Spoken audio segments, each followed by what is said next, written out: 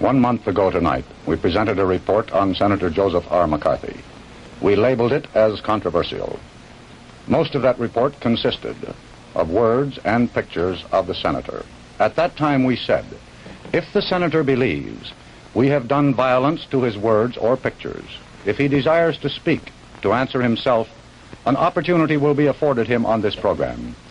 The senator sought the opportunity, asked for a delay of 3 weeks because, he said, he was very busy and he wished adequate time to prepare his reply. We agreed. We supplied the senator with a kinescope of that program of March 9 and with such scripts and recordings as he requested.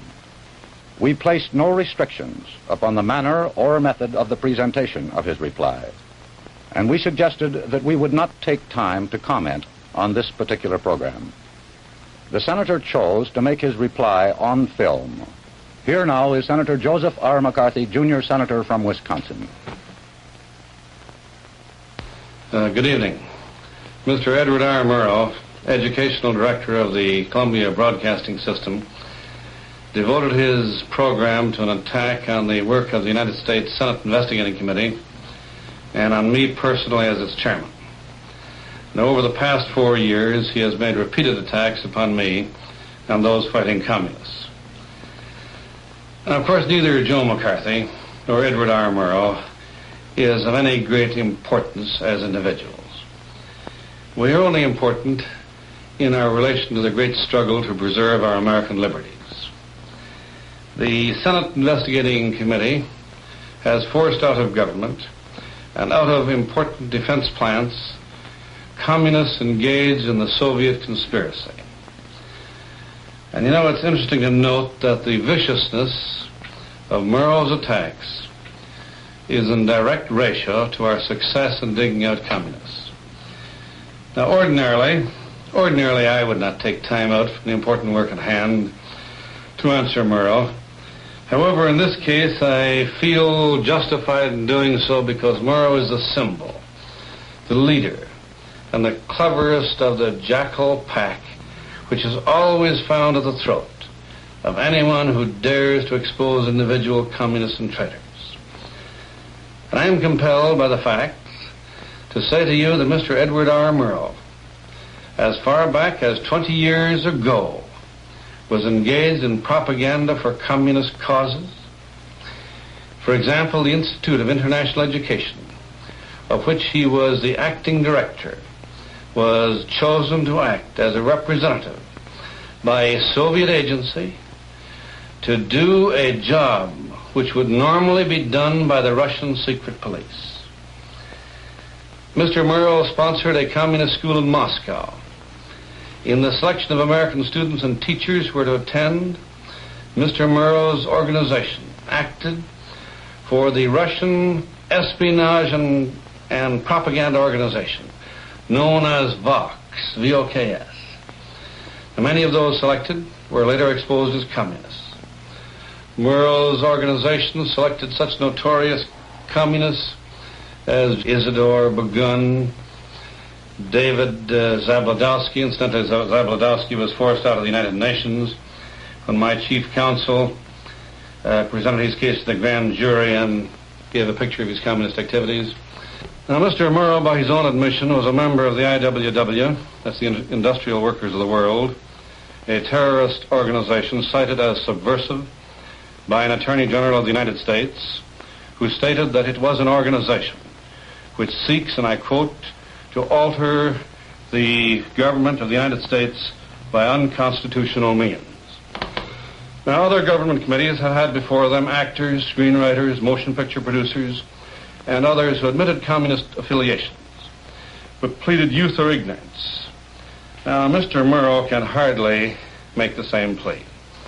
On March 9 of this year, Mr. Murrow, a trained reporter who had traveled all over the world, who was the educational director of CBS, followed implicitly the communist line as laid down within the last 6 months, laid down not only by the Communist Daily Worker, but by the communist magazine Political Affairs and by the National Conference of the Communist Party of the United States of America. Now, the question Why is it important to you, the people of America, to know why the educational director and the vice president of CBS so closely follows the Communist Party line? To answer that question, we must turn back the pages of history. A little over 100 years ago, a little group of men in Europe conspired to deliver the world to a new system, to communism. Under their system, the individual was nothing, the family was nothing, God did not even exist. Their theory was that an all-powerful state should have the power of life or death over its citizens without even a trial.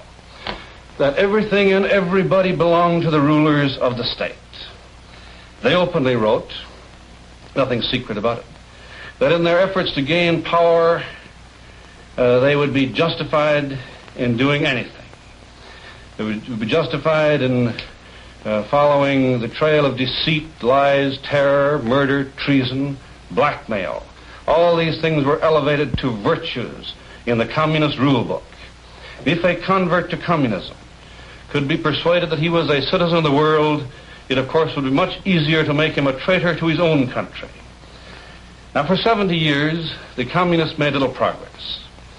Let me show you a map of the world as it stood in the middle of the First World War in 1917 before the Russian Revolution.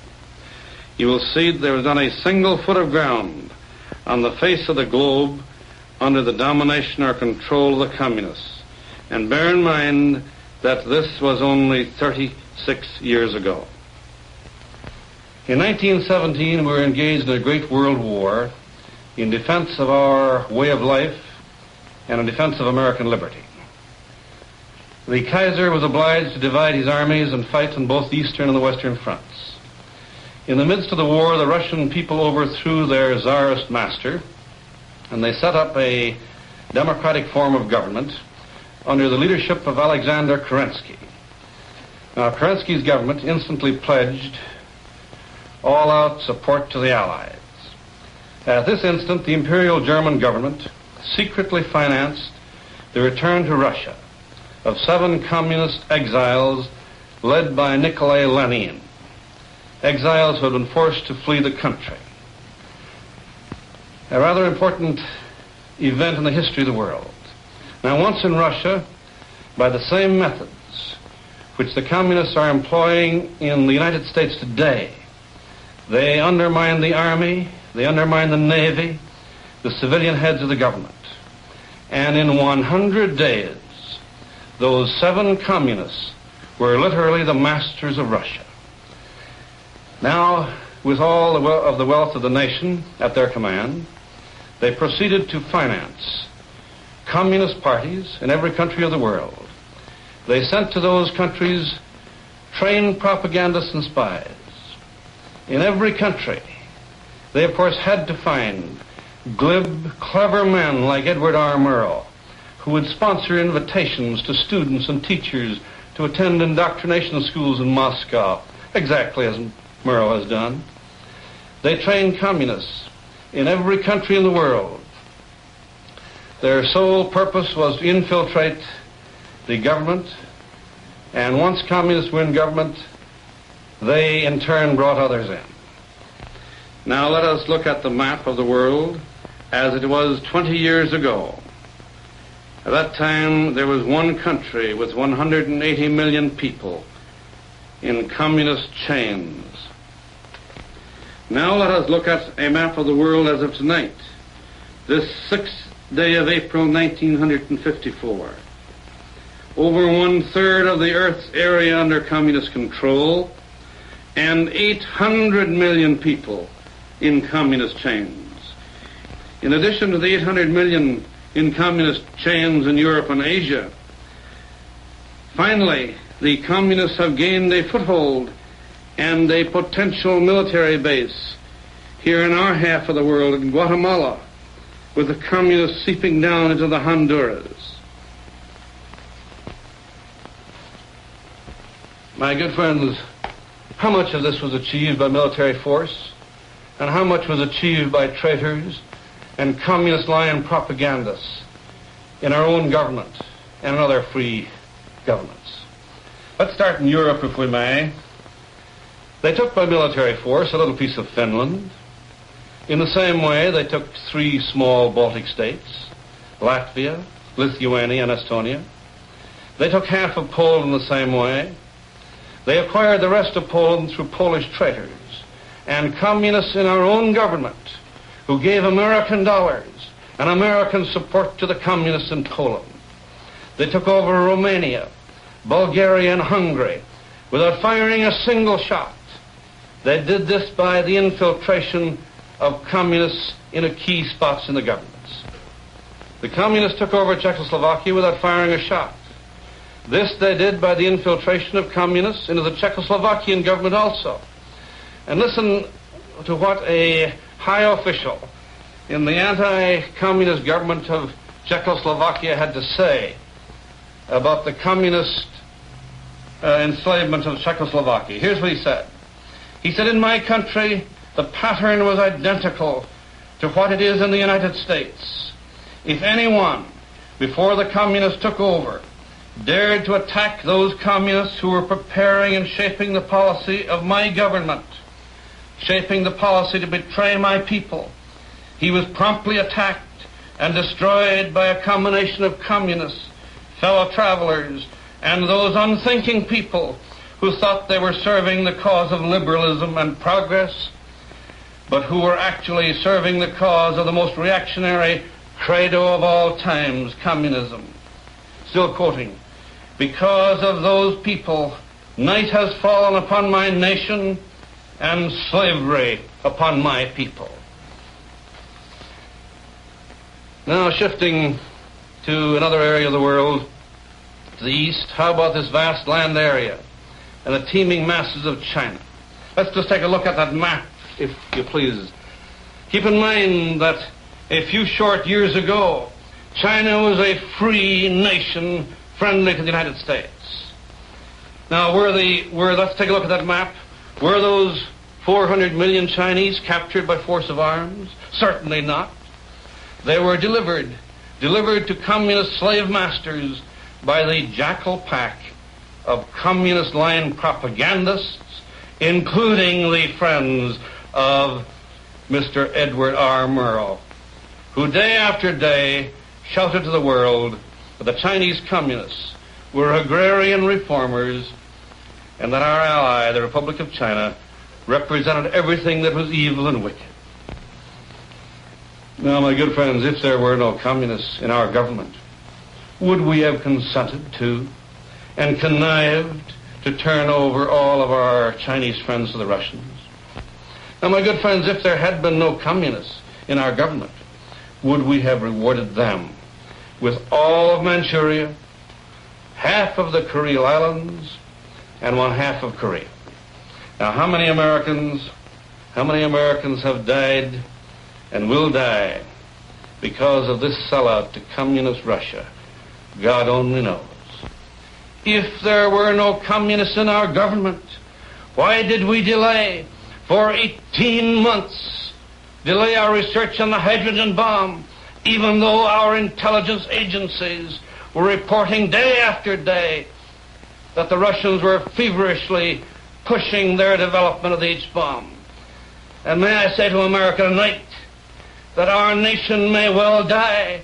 Our nation may well die because of that 18 months deliberate delay. And I ask you, who caused it? Was it loyal Americans or was it traitors in our government? It is often said by the left wing that it is sufficient to fight communism in Europe and Asia, but that communism is not a domestic American issue. But the record, my good friends, is that the damage has been done by cleverly calculated subversion at home and not from abroad. It is this problem of subversion that our committee faces. Now, let us very quickly glance at some of the work of our committee. Some of the work is done in slightly over a year's time. For example, 238 witnesses were examined in public session, 367 witnesses examined in executive session, 84 witnesses refused to testify as to communist activities on the ground that if they told the truth, they might go to jail. 24 witnesses with communist backgrounds have been discharged from jobs which they were handling top secret, confidential material, individuals who were exposed before our committee. Of course, you can't measure the success of a committee by a box score based on the number of communist heads that have rolled from secret jobs. It is completely impossible to even estimate the effect on our government of the day-to-day plodding exposure of communists. And that is, of course, why the Murrows bleed. For example, the exposure of only one Fifth Amendment communist in the government printing office, an office having access to secret material from almost every government agency, resulted in an undisclosed number of suspensions. It resulted in the removal of the loyalty board and the revamping of all the loyalty rules, so that we do have apparently a good tight loyalty set up in the printing office at this time. Also, disclosure of communists in the military. And the radar laboratories resulted in the abolition of the Pentagon board, which had cleared and ordered reinstated communists who had for years been handling government secrets. Also, as a result of those hearings, Army orders have been issued to prevent a recurrence of the major press scandal, which was exposed by the committee. Now, to attempt to evaluate the effect of the work of an investigating committee would be about as impossible as to attempt to evaluate the effect of well-trained watchdogs upon the activities of potential burglars. We Americans live in a free world, a world where we can stand as individuals, where we can go to the church of our own choice and worship God as we please, each in his own fashion, where we can freely speak our opinions on any subject or on any man. Now, whether we shall continue to so live has come to issue now. We will soon know whether we are going to go on living that kind of life, or whether we are going to live the kind of life that 800 million slaves live under communist domination. The issue is simple. It is the issue of life or death for our civilization. Now, Mr. Murrow said on this program, and I quote, he said, "The actions of the junior senator from Wisconsin have given considerable comfort to the enemy." That is the language of our statute of treason, rather strong language. If I am giving comfort to our enemies, I ought not to be in the Senate. If, on the other hand, Mr. Murrow is giving comfort to our enemies, he ought not to be brought into the homes of millions of Americans by the Columbia Broadcasting System. Now, this is a question which can be resolved with very little difficulty. What do the communists think of me, and what do the communists think of Mr. Murrow? One of us is on the side of the communists. The other is against the communists, against communist slavery. Now, the communists have 3 official publications in America, and these are not ordinary publications. They have been officially determined to be the transmission belts through which communists in America are instructed as to the party line, or the position which communist writers and playwrights must take. Also, of course, telecasters, broadcasting. The first of these is a booklet which I would like to show you, if I may. It's entitled "The Main Report Delivered at the National Conference of the Communist Party of the USA," published in New York in October 1953. The report states, quote, "The struggle against McCarthyism is developing currently along the following main lines." Keep in mind, this is the communist publication giving instructions to the members of the party. Along the following main lines: struggle against witch hunting, struggle against investigations of the McCarthy-McCarran type, and defense of the victims of McCarthyism, such as Owen Lattimore, etc. In addition, there is the direct attack on McCarthy. May I ask you, does that sound somewhat like the program of Edward R. Murrow on March 9 over this same station? Now, in this report, the communists do not hesitate to instruct the comrades that their fight on McCarthy is only a means to a larger end. Again, let me quote from the instructions from the Communist Party to its membership from page 33. I quote, "Our main task is to mobilize the masses for the defeat of the foreign and domestic policies of the Eisenhower administration and for the defeat of the Eisenhower regime itself. The struggle against McCarthyism contributes to this general objective." There's one more quotation, if I may, from page 31 of these instructions from the Communist Party to its members.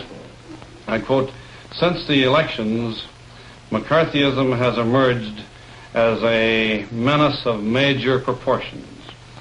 I think maybe we know what the Communist Party means by a menace of major proportions. They mean a menace of major proportions to the Communist Party. Now, let's take 30 seconds or so, if we may, look a little further to see who's giving comfort to our enemies.